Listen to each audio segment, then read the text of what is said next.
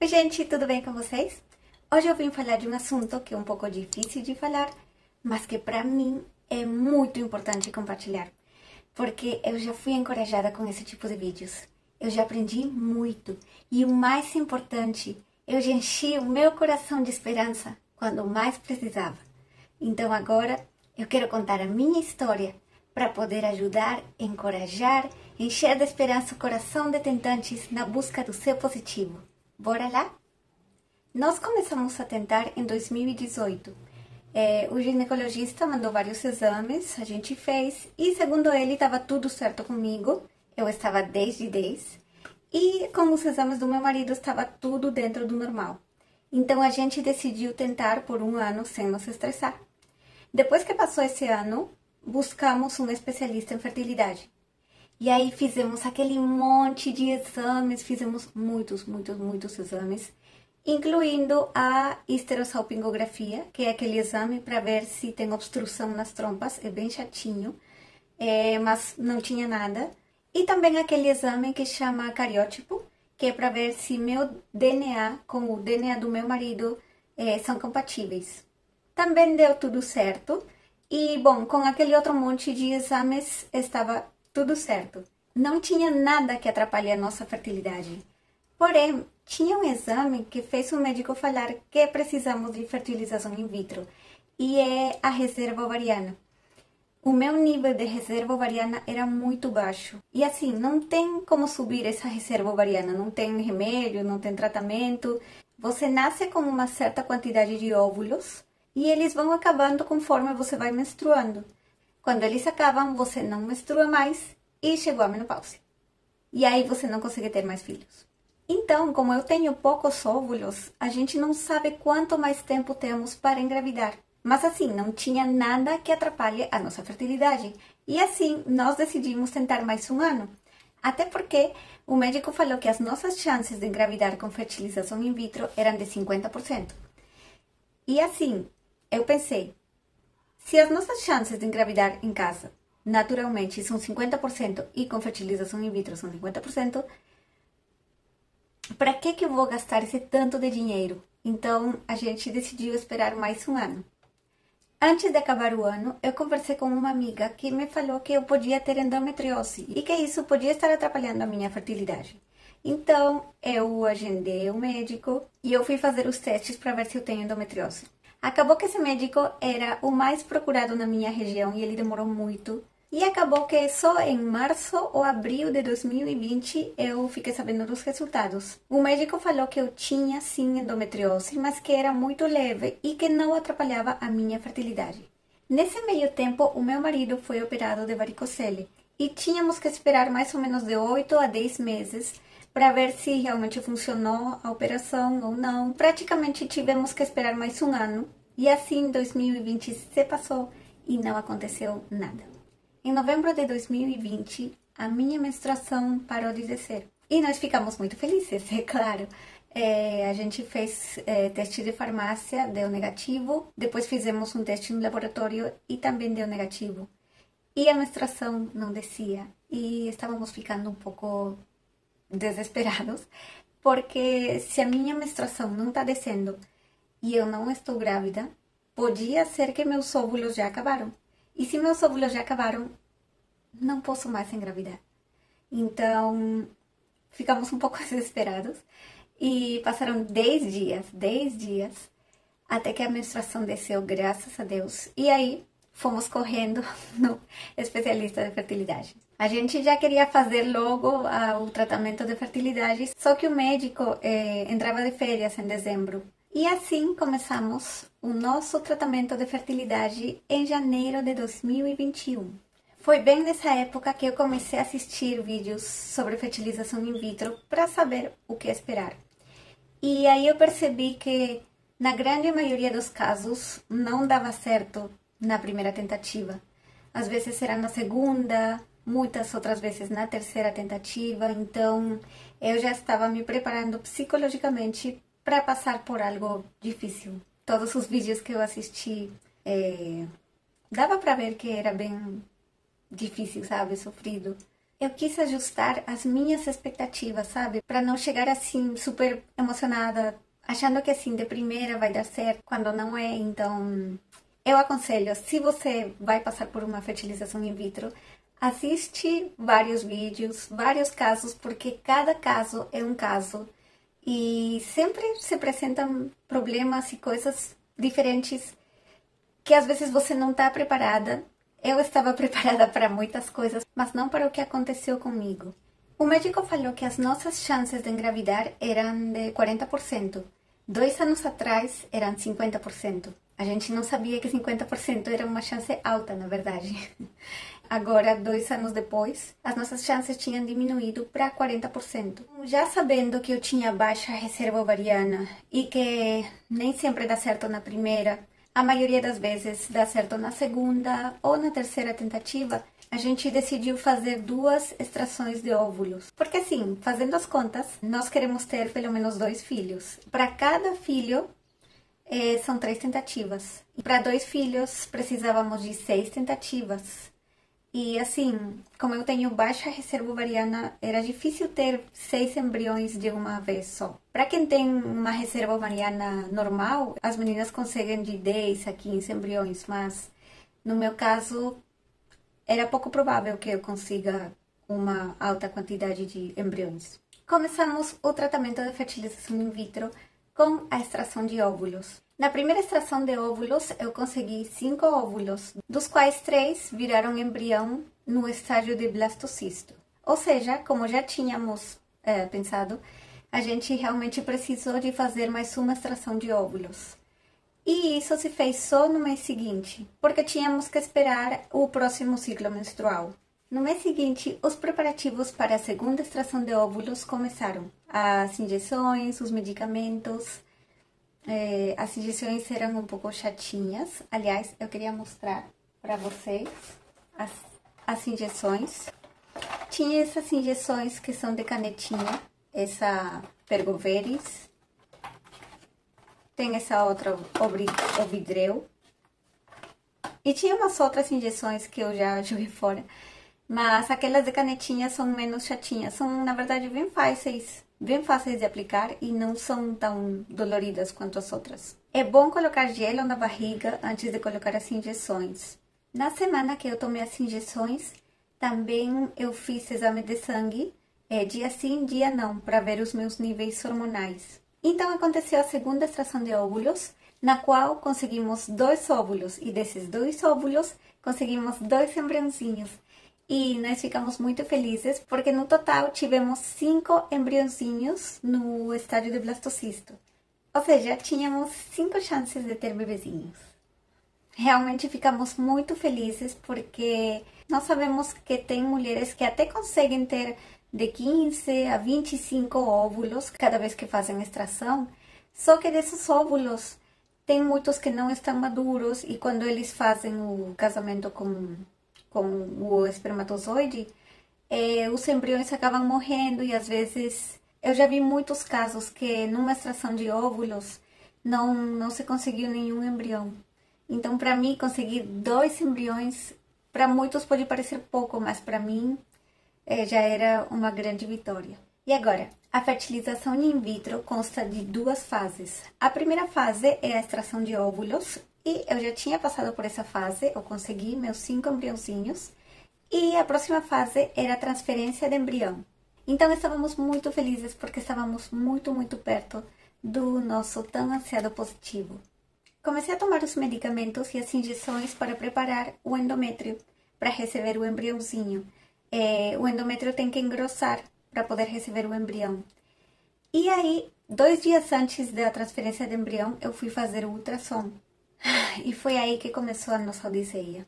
O médico achou uma mancha branca no meu útero, perto do endométrio, e ele pediu para a gente fazer um ultrassom mais especializado para saber o que era essa mancha branca.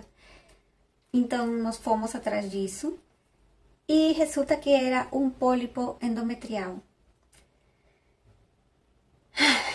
Esse pólipo endometrial só sai com cirurgia.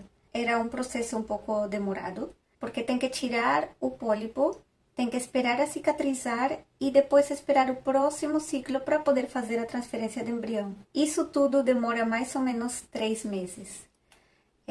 Nós ficamos um pouco tristes, mas ainda com energia, porque sabíamos que ia ser difícil.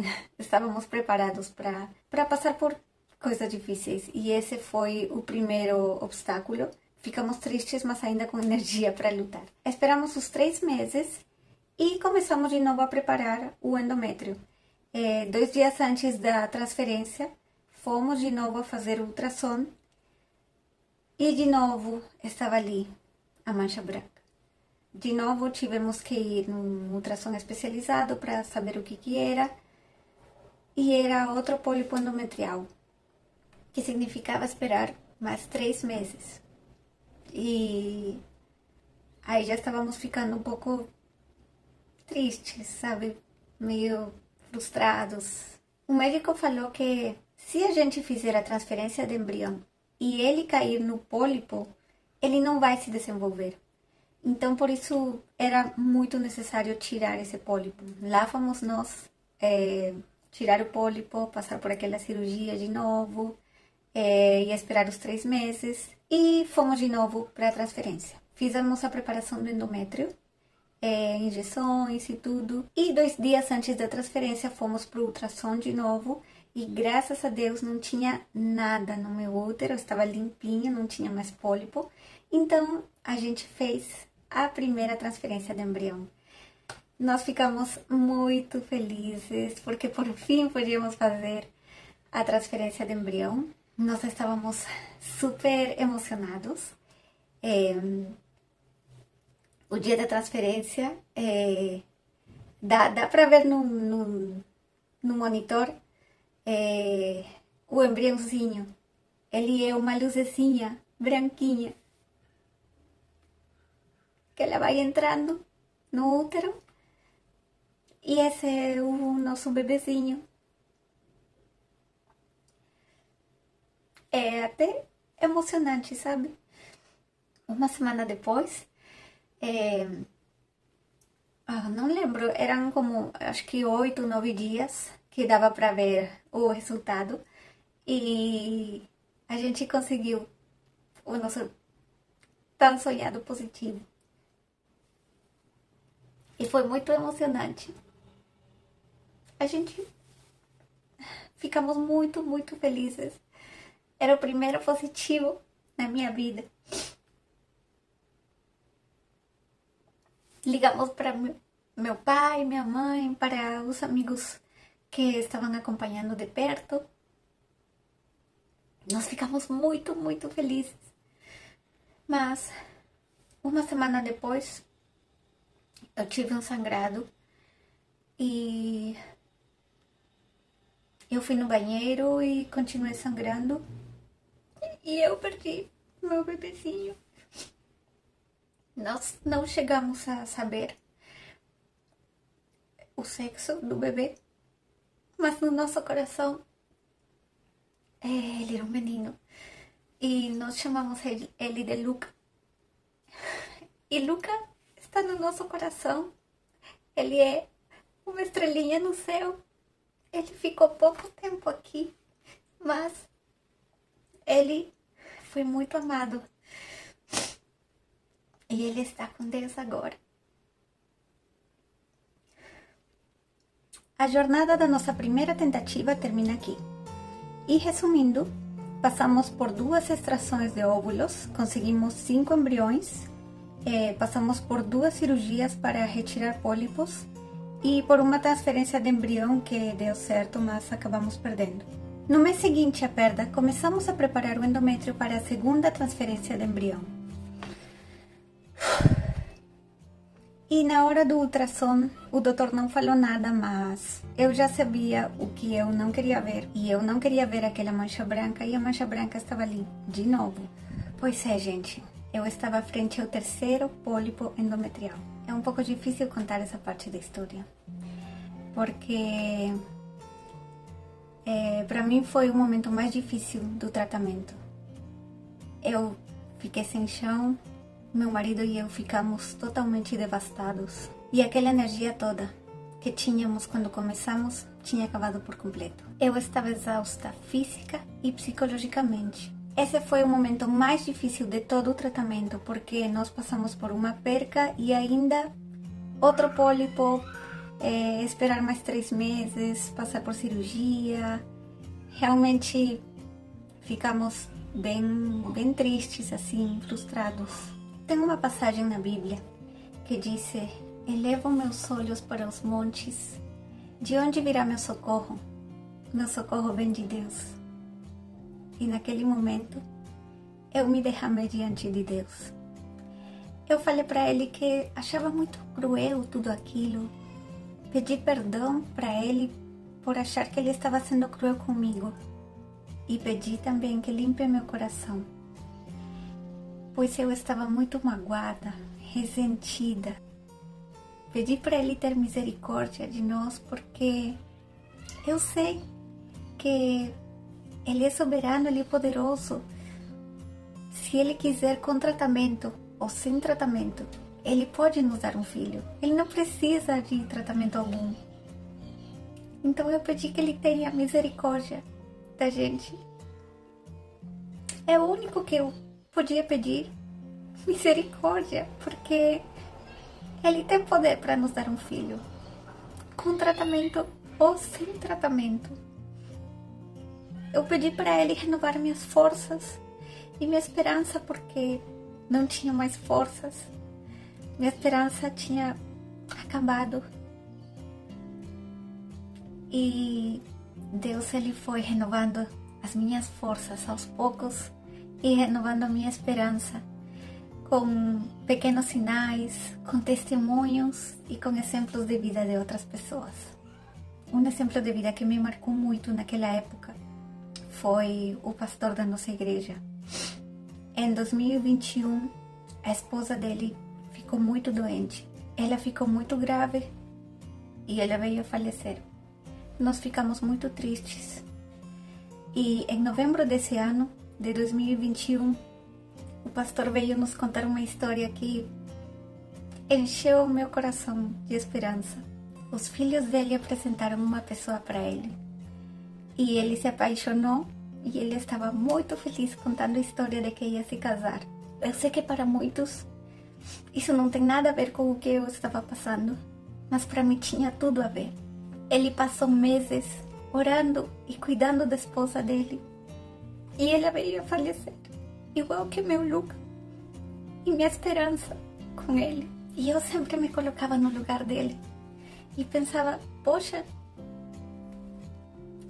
eu não conseguiria viver sem meu marido, sem meu Tony, meu companheiro, meu amigo. E do nada o pastor veio a conhecer uma pessoa que veio a completar esse vazio que tinha deixado a esposa dele. Para mim foi como depois da morte veio a vida e a esperança. E eu tomei isso como um sinal de que a minha hora estava chegando também.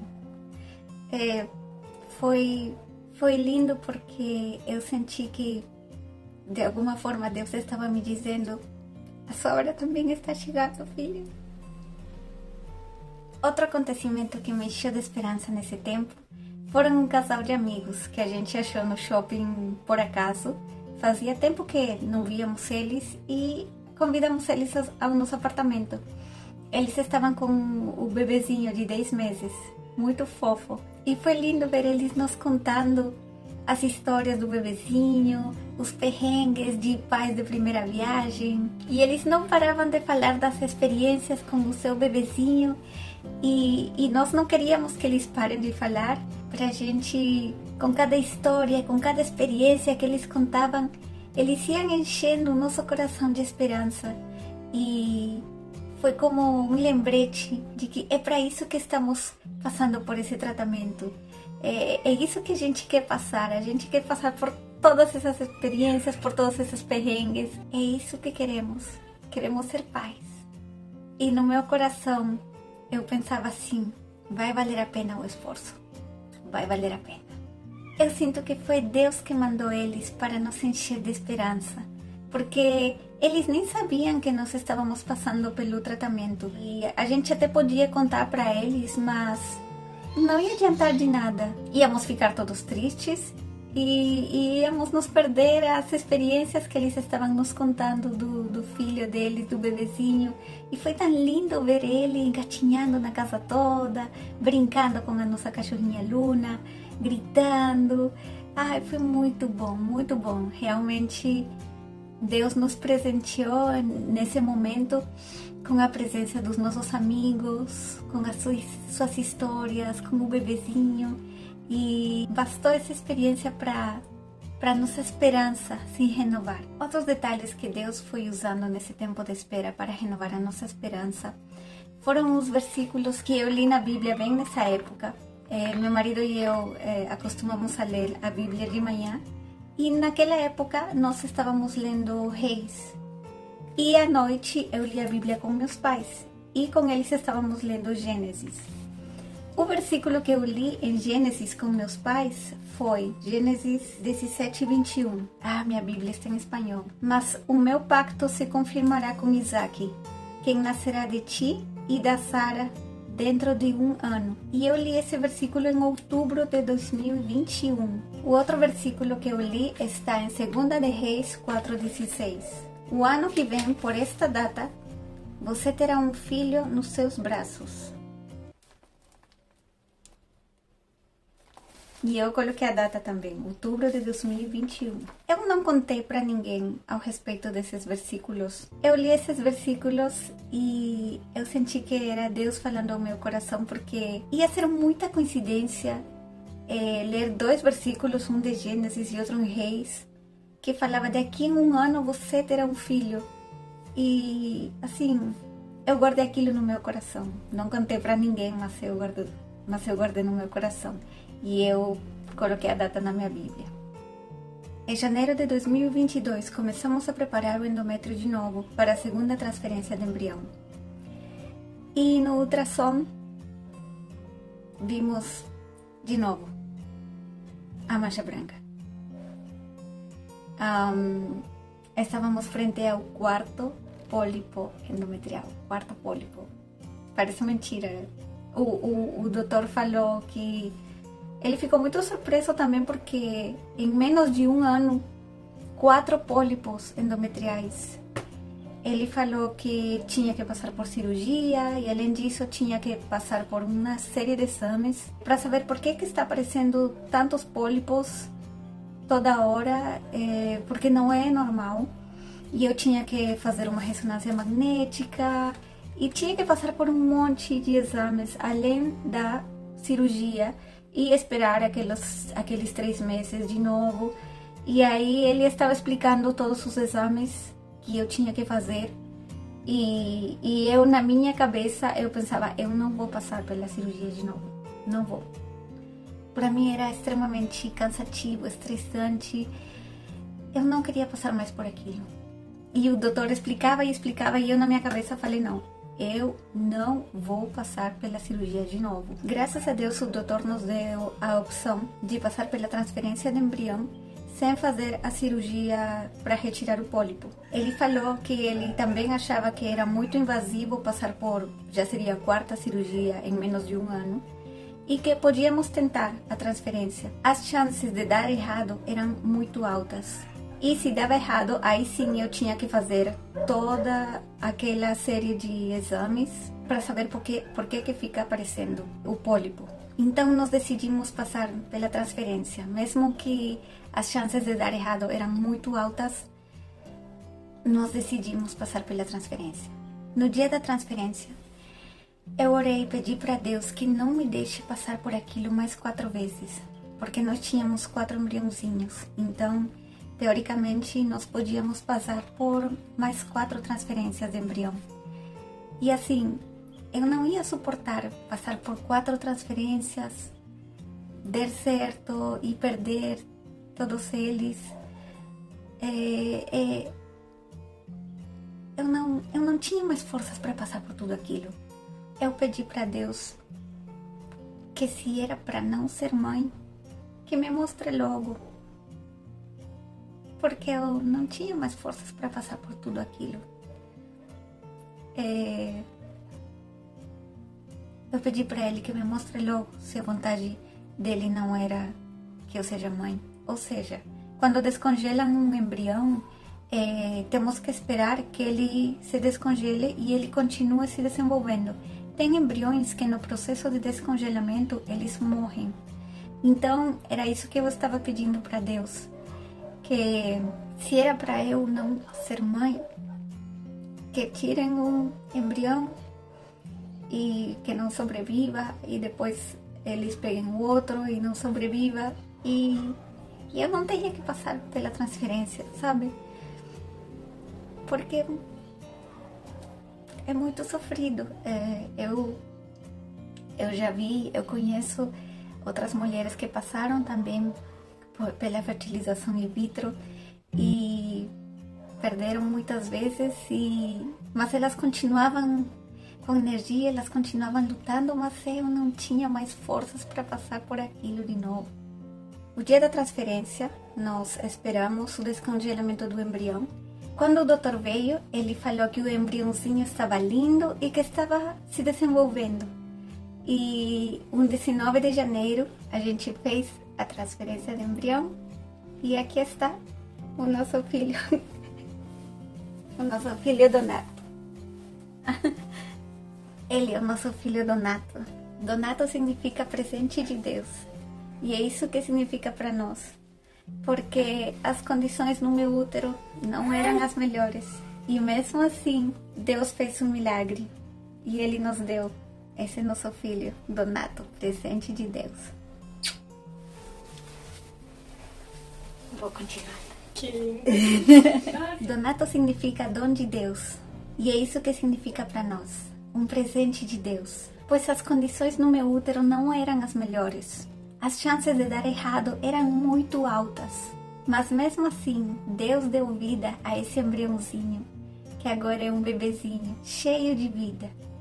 Só quero dizer que Deus não nos abandonou nessa caminhada. E nos piores momentos, Ele nos levou no colo. Renovou nossas forças e a nossa esperança para seguir lutando. Por que demorou tanto? Por que passar por tudo isso? Eu não sei. Só sei que Deus é soberano e Ele tem um tempo certo para tudo e um propósito para tudo. Às vezes essas situações difíceis nos ajudam a amadurecer, nos transformam e nos ajudam a ser melhores pessoas.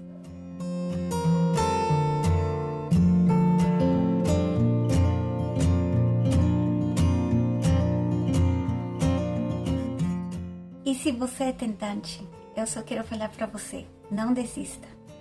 Se você sente que está sem força, sem esperança, pede para Deus renovar as suas forças. Pede para Deus renovar a sua esperança. Eu tenho certeza que Ele vai te responder.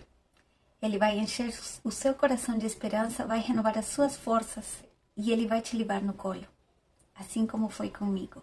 E se você tem dúvidas ao respeito do meu tratamento de fertilidade, deixa aqui nos comentários a sua pergunta, que no próximo vídeo eu vou responder todas as suas perguntas. E nos próximos vídeos eu vou compartilhar um pouquinho ao respeito da minha vida com o Donato, a minha etapa como mãe, o quartinho do Donato. Muito obrigada por assistir a nossa história até aqui. Se você gostou desse vídeo, compartilha com as suas amigas tentantes, que eu sei que elas vão gostar muito. Pode me seguir nas redes sociais, meu Instagram eu vou deixar aqui embaixo. Muito obrigada pelo carinho de vocês, Deus abençoe todos vocês. Até a próxima.